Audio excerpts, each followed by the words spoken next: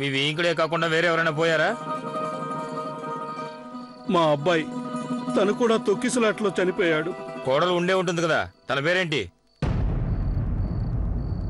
గంగా. తను కూడా చనిపోయింది. కోడలు కూడా చనిపోయిందా? అవునండి, చచ్చిపోయిందండి.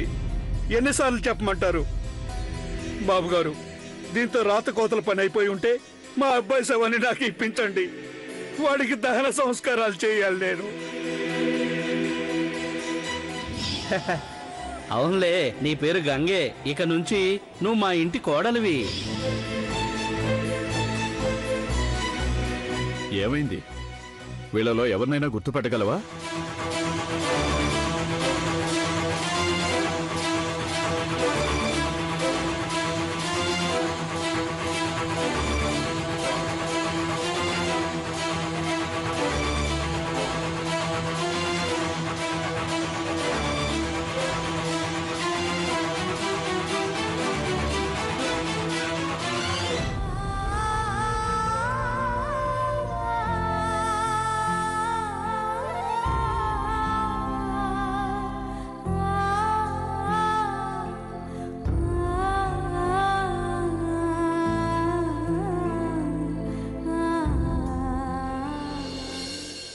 వారణాసిలో మీలాంటి పెద్దవారు ఉండబట్టే ఇంత పెద్ద దుర్ఘటన జరిగినా కూడా చాలా సమర్థవంతంగా ఎదుర్కోగలిగారండి.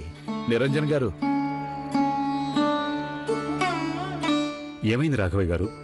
పాపను వెనక్కి తీసుకొచ్చారే? చాలా విచిత్రమైన పిల్లలా ఉంది. అక్కడికి వెళ్ళాక మా మామయ్య గారు కూడా చనిపోయారంటుంది. మామగారు కూడా చనిపోయారా? మరి ఇందాక ఆయన బతికే ఉన్నాడని నాతో అన్నావు. అదే మరి, ఈ పిల్ల ఒకసారి అలా అంటుంది, ఒకసారి ఇలా అంటుంది. భయపడినట్టుంది. ఇంత పెద్ద దుర్ఘటన చూసేసరికి భయపడిపోయి ఉంటుంది. తండ్రి పోయాడు, భర్త మామగారు కూడా చనిపోయారు. ఈ పాపకెవరూ లేరు. తనని ఇలా ఒంటరిగా వదిలేయటం మంచిది కాదు.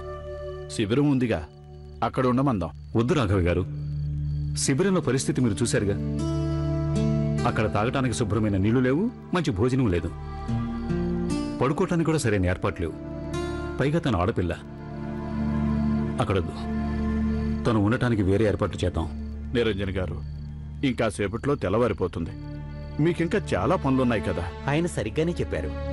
మీరెందుకు అనవసరమైన తలనొప్పులు తెచ్చుకుంటారు? ఏదో ఒకరో ఇద్దరో అయితే అర్థం చేసుకోవచ్చు. కానీ ఇక్కడ ఎంతో మంది అనాథలు పడి ఉన్నారు. మీకు నా సలహా ఏంటంటే తనని అనాథ శరణాలయానికి అప్పగించండి. సరే, నేను ఇప్పుడే తనని అప్పగించేసి వస్తాను. సరే. ఏ పిల్ల, పద. నన్ను పిల్ల పిల్ల అని పిలుస్తావే? నాకు గంగా అనే పేరుంది. సరిగ్గా పిలిస్తే వస్తాను. తనన్న దాంట్లో తప్పులేదు. చెప్పేదేదో కాస్త తీపిగా చెప్పినంత మాత్రాన అందులో తప్పే ఉండదుగా. వెళ్ళమ్మా, నువ్వు దేనికి కంగారు పడకు. అనాథ శరణాలయంలో వాళ్ళు నిన్ను బాగా చూసుకుంటారు. పైగా నీకక్కడ భద్రత కూడా ఉంటుంది.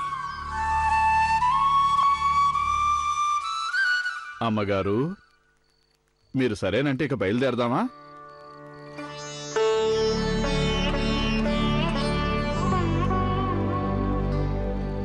పద.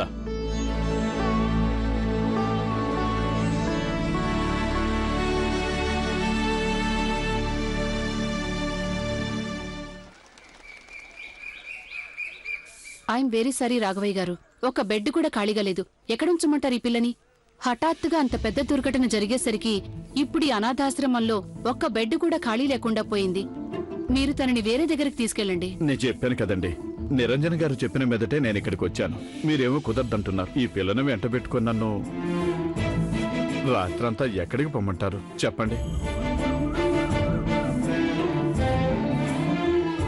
ఒక చోటైతే ఉంది.